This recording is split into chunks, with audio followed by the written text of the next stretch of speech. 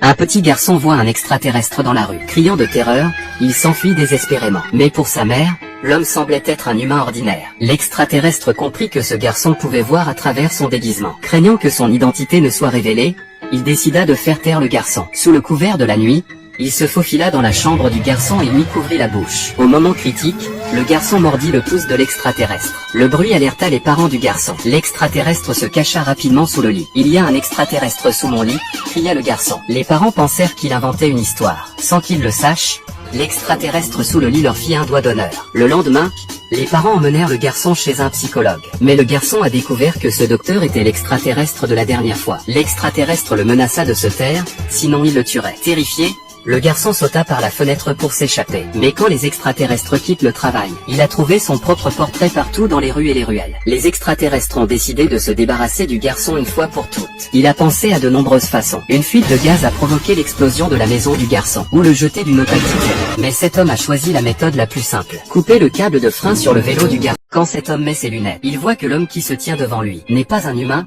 mais un extraterrestre. Ces extraterrestres ressemblent à des personnes normales, jusqu'à ce qu'on les voit à travers ces lunettes magiques. En réalisant cela, l'homme commence à voir le monde sous sa véritable forme. Il marche dans la ville, et se rend compte que chaque autre personne dans la rue est un extraterrestre. Puis, il va dans un supermarché et voit que tous les clients sont des extraterrestres. Il regarde la télévision, et voit que leur président est aussi un extraterrestre. À ce moment-là, une vieille femme le bouscule, et il voit qu'elle est aussi un extraterrestre. L'homme se met en colère et lui dit à quel point elle est laide dans sa véritable apparence. En entendant cela, l'extraterrestre comprend que l'homme peut voir son vrai visage, et elle alerte tout le monde. Après cela, tous les extraterrestres du magasin commencent à envoyer des signaux à leur chef.